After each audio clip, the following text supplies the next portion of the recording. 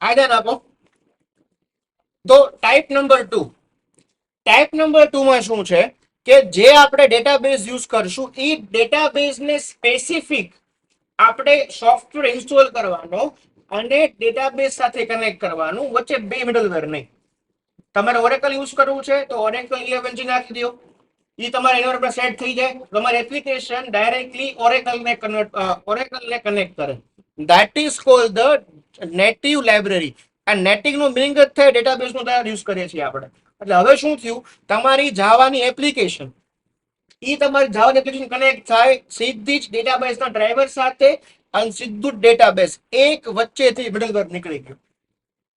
એટલે શું થયું, પહેલા કરતા થોડીક સ્પીડ ફાસ્ટ થઈ, બટ હજી વચ્ચે એક માણસ તો છે જ તે. એ માણસ એટલે શું છે કે જેને જાવાય ખબર છે અને જેને એસક્યુએલ ખબર છે. ટાઈમ શું કામ સ્લો કહેવાય છે? ટાઈમ છે કન્વર્ઝેશન નો. Java to data SQL, SQL to database, database to SQL, SQL થી જાવા. એ ટ્રાન્ઝેક્શન ટાઈમ ના કારણે સ્લો અને ફાસ્ટ થાય છે. હવે તો આપણે થ્રીને ગ્રીક સ્કીપ કરીએ, ટાઈપ નંબર 4 માં આવીએ. તો ટાઈપ નંબર 4 માં શું કહે છે કે હવે જાવાને ડેટાબેઝ આવડી ગયું. સીધું જ તમે જે પણ ડેટાબેઝ યુઝ કરવા માંગો છો, ડાયરેક્ટલી જાવા પોતાનામાં અલગ અલગ કન્ફિગરેશન સેટ કરીને ડાયરેક્ટલી ડેટાબેઝ સાથે કનેક્શન થશે. શું કરશે? સીધું ડેટાબેઝ સાથે કનેક્શન, પ્યોર જાવા ડ્રાઈવર્સ. એ શું કરે છે, એ ડ્રાઈવર્સમાં ક્લાસ અને મેથડ છે. એ ક્લાસ અને મેથડ દ્વારા જાવાની એપ્લિકેશન સીધું જ ડેટાબેઝની હારવાર કમ્યુનિકેશન કરે છે. એટલા માટે એને કહેવાય છે પ્યોર જાવા ડ્રાઈવર્સ. આમાં કોઈ જગ્યાએ એસક્યુએલ નહીં આવે, અહીંયા આવશે એચક્યુએલ. એટલે ઇનડાયરેક્ટલી ટાઈપ નંબર જે 4 છે એને આપણે કહીએ છીએ હાઇબરનેટ. કેમ કે સેમ હાઇબરનેટમાં એવું થાય છે કે જેમાં જાવા દ્વારા જ તે આપણે ડેટાબેઝ સાથે કનેક્ટ કરીએ છીએ. ક્લિયર? સમજાય ગયું? હવે ટાઈપ નંબર 1, ટાઈપ નંબર 2 અને ટાઈપ નંબર 3 આનું કોમ્બિનેશન કરીને આપણે મૂકી દઈએ એક સર્વરમાં. આપણે કમ્પ્યુટર બનાવીએ, ઈ કમ્પ્યુટરમાં ઓડીબીસી હોય, ઈ કમ્પ્યુટરમાં ઓરેકલ ઇન્સ્ટોલ હોય અને એમાં હાઇબરનેટ કન્ફિગ કરેલું હોય. અને ઈ સર્વરને આપણે એપ્લિકેશનમાંથી બોલાવીએ કે ભાઈ મારે આ વસ્તુ ઇન્સર્ટ કરવી છે, આ ડેટાબેઝનું નામ છે. હવે સર્વર નક્કી કરે સર્વરમાં જે વસ્તુ ઇન્સ્ટોલ હોય એના બેઝ ઉપર પોતે કામ કરે. એટલે કોમ્બિનેશન ટાઈપ નંબર 1, 2 અને 3 એટલે એને કહેવાય છે મિડલવેર સર્વર. આ મિડલવેર સર્વરમાં શું હોય? આઈધર ટાઈપ 1 હોય, આઈધર ટાઈપ 2 હોય, અથવા આઈધર ટાઈપ નંબર 4 હોય. કોઈ પણ એક બે ચાર માંથી ઇન્સ્ટોલ્ડ હોય અને જાવા એપ્લિકેશન શું કરે, આ મિડલવેર બ્રિજ દ્વારા કનેક્ટ કરે અને ત્યાંથી પછી કનેક્ટ શું થાય તો કે ડેટાબેઝ થાય. બરાબર? આ બેઝિક ઇન્ફોર્મેશન છે. હવે જો ટાઈપ નંબર 1 આ તમે થોડું જોઈ લેશો. બરોબર? હું તમને મેઇન સમજાવું. જો આ જે લોકલ કમ્પ્યુટર છે, આ લોકલ કમ્પ્યુટર આપણે બાઉન્ડ્રી થઈ. આ બાઉન્ડ્રીમાં શું કરે છે કે તમારો જાવા એપ્લિકેશન કોડ ઈ કનેક્ટ છે બ્રિજ સાથે, એ બ્રિજ કનેક્ટ છે ઓડીબીસી ડ્રાઈવર સાથે. અને ઓડીબીસી પર તમે જે ઈચ્છતા હો કે ભાઈ મારે એમએસ એક્સેલ યુઝ કરવું છે કે મારે એક્સેલ યુઝ કરવું છે, તો એના ડ્રાઈવરની હારે કનેક્ટ કરીને ડેટાબેઝની હારે કામ કરે. અને આ છેલ્લે કામ પૂરું થાય એટલે આપણું કમ્પ્યુટર ડેટાબેઝ સર્વરની હારે કમ્યુનિકેશન કરે. That is type number 1. Type number 2 માં શું થશે કે જે આ બે વસ્તુ છે ને, ત્રણ, જો એક આ બ્રિજ, બ્રિજ થી ડ્રાઈવર, ડેટાબેઝ, તો આ ઓડીબીસી ને બ્રિજ હટશે. અને શું કરશે તો ટાઈપ નંબર 2 માં એ સીધું જ કનેક્ટ થશે તમારા ડ્રાઈવર સ્પેસિફિક સાથે. ફિગર ડિફરન્સ માં દેખાય છે? પહેલા શું હતું તો અહીંયા હતું બ્રિજ, પછી ઓડીબીસી અને પછી વેન્ડર સ્પેસિફિક. હવે શું આવ્યું? સીધું જ તમારી એપ્લિકેશન કનેક્ટ થાય છે ડેટાબેઝ વેન્ડર સ્પેસિફિક સાથે.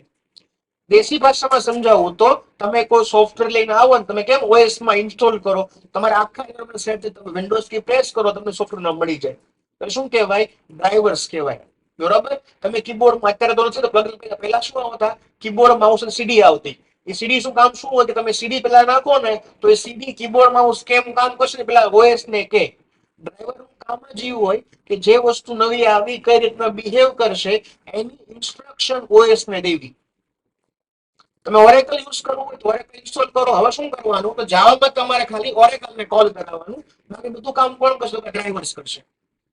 પણ તકલીફ શું છે કે તમારે જે ડેટાબેઝ યુઝ કરવો છે ને એના ડ્રાઈવર્સ અવેલેબલ હોવા જોઈએ. ધારો કે તમે વિન્ડોઝમાં કામ કરો છો તો વિન્ડોઝ માટે આ ડેટાબેઝ ના ડ્રાઈવર હોવો જોઈએ. તમે મેકમાં કામ કરો છો તો મેકમાં ડ્રાઈવર્સ હોવો જોઈએ. તમે લિનક્સ યુઝ કરો તો લિનક્સમાં તમારા ડ્રાઈવર્સ હોવો જોઈએ. એટલે ડ્રાઈવર સ્પેસિફિક થઈ ગયું. જો એના ડ્રાઈવર હશે તો જ કનેક્ટ થશે. Type number 2.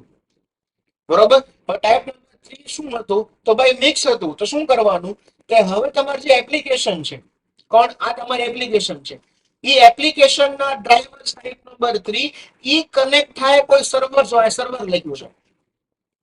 આ તમારું લોકલ કમ્પ્યુટર છે, આ તમારું સર્વર છે. એ સર્વરમાં તમે ત્રણમાંથી કોઈ ઇન્સ્ટોલ કરી શકો. એને કોઈ દિવસ ખબર પડશે નહીં કે તમે ટાઈપ 1 યુઝ કરો છો કે ટાઈપ 2 યુઝ કરો છો, ટાઈપ 4 યુઝ કરો છો. ઈ કોને કોલ કરાવશે? ઈ ખાલી કોલ કરાવશે સર્વરને સોકેટ દ્વારા. સિમ્પલ સમજે. સોકેટ દ્વારા આ ધારો કે ક્લાયન્ટ છે, આ આપણું સર્વર છે, એ સોકેટ દ્વારા અંદર કનેક્શન કરશે અને આ શું કરશે તો અહીંયા ડેટાબેઝ ની કનેક્શન કરશે. કોઈ દિવસ આને ખબર પડશે નહીં. બરોબર. હવે ટાઈપ નંબર 1, 2 અને 4 નું કોમ્બિનેશન છે, એટલાને કહેવાય ટાઈપ નંબર 3 મિડલવેર સર્વર. હવે સૌથી ઇમ્પોર્ટન્ટ તમારું સીધું જ તમારું જાવા, જે તમારી જાવા એપ્લિકેશન છે, જો કોઈ બ્રિજ કાંઈ નહીં, સીધું જ તમારી જાવા એપ્લિકેશન ડેટાબેઝ ને હારવાર કમ્યુનિકેશન કરે છે. ઇટ મીન્સ આ પોતે જ ડેટા મોકલશે, ડેટા ઇન્સર્ટ થશે, જો ડેટામાં જોતો ડેટા અહીંથી આવશે અને પોતે જ ડેટાને મેનિપ્યુલેટ કરીને તમને ડિસ્પ્લે કરશે. કોઈ જાતના એસક્યુએલ સ્ટેટમેન્ટ નહીં. અહીંયા યુઝ થાય છે એચક્યુએલ, that is hibernate query language. બરાબર. આપણે જોશું હાઇબરનેટ કઈ રીતના કામ કરે છે. સીધું હવે જાવાને શું આવડી ગયું છે? ડેટાબેઝ ની હારવાર ડાયરેક્ટલી કમ્યુનિકેશન કરતા આવડી ગયું છે. એટલે શું કહે છે તો કે પ્યોર જાવા ડ્રાઈવર્સ કહે છે. બરોબર.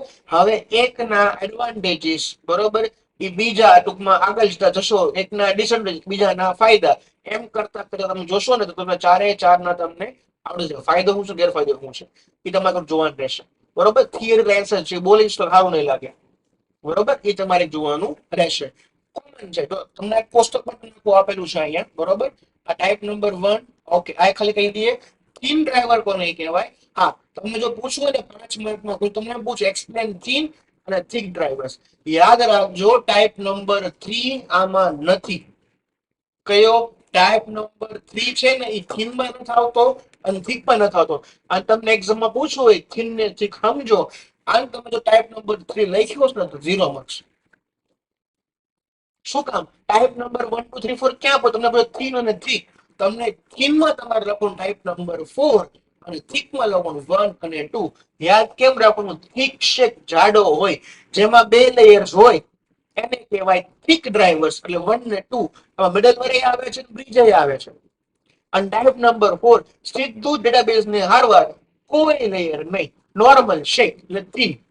બરોબર. નામ એવું કામ. દુબળું પાતળું. દુબળું એટલે કોઈ લેયર નથી, સીધું જ ડેટાબેઝ ની હારે કનેક્ટ છે. થીમ ટાઈપ નંબર 4, થીક 1 અને 2. ટાઈપ નંબર 3 માં તમે કયો યુઝ કરો છો એના બેઝ ઉપર થીક કે થીન બને. તમે ટાઈપ નંબર 1 યુઝ કરો, ટાઈપ નંબર 3 શું બનશે? થીન બનશે. તમે 2 યુઝ કરો, ટાઈપ નંબર થીક બને, તમે 4 જો થીન બને. ક્વેશ્ચન જોઈ લો. બાકી તમારે જવાબ તો જ લખો. ટાઈપ નંબર 4 કોને કહેવાય, ટાઈપ નંબર 1 કોને કહેવાય, ટાઈપ નંબર 2 કોને કહેવાય. ડન? સમજાય ગઈ એટલી વસ્તુ? પાક્કું? ચલો. હવે આખું કોષ્ટક છે કયું સારું કયું ખરાબ. એમાં ટાઈપ નંબર 3 માં જે સારી વસ્તુ હશે ગુડ અને જે ખરાબ રહેશે બેડ. કે ટાઈપ નંબર 3 ડિપેન્ડ છે 1 2 અને 4 ઉપર. બરાબર. પણ સૌથી મોસ્ટ ક્વેશ્ચન એવો છે કે સૌથી સારો ડ્રાઈવર કયો? તો હવે તમને આખી અર્જુનની કથા યાદ છે? અત્યારે નથી કહેતો. બરાબર. અર્જુન, યુદ્ધ, બરાબર, યાદ રાખજો, યુધિષ્ઠિર અને કૃષ્ણ. અને ખાલી હિન્ટ આપી દો, જે લોકો વિડીયો જોતા ઓનલાઈન ઘર યાદ ન આવે, કોણ હતો? અશ્વત્થામા. બરાબર. કોઈ હાર નથી ને કોઈ ખરાબ છે નહીં. તમારી જેવી રિક્વાયરમેન્ટ એના બેઝ ઉપર ટાઈપ 1 હારો છે, ટાઈપ 2 હારો છે, ટાઈપ 4 હારો છે અને ટાઈપ નંબર 3 હારો છે. તમે લોકલ કોમ્પ્યુટરમાં યુઝ કરો તો ટાઈપ નંબર 1 હારો છે. તમારે બે અલગ અલગ કન્વર્ટ કરવા છે. તમારે ડેટાબેઝ સ્પેસિફિક જાવ ટાઈપ નંબર 2 સારો છે. યુઝરને ખબર નથી ડેટાબેઝ વિશે, ટાઈપ નંબર 3 સારો છે. તમને જાવા અને એસક્યુએલ નોલેજ છે, તમારે ઓવર ધ ઇન્ટરનેટ કામ કરવું છે, ટાઈપ નંબર 4 સારો છે. કોઈ દુનિયામાં સારું નથી, કોઈ દુનિયામાં ખરાબ નથી, ખાલી પોઈન્ટ ઓફ વ્યૂ છે. બરોબર, આ કથાનો સારે ડન. આ ચેપ્ટરનો મોસ્ટ ટાઈમ ક્વેશ્ચન છે ટાઈપના ડેટા જેડીબીસી ડ્રાઈવર્સના ટાઈપ.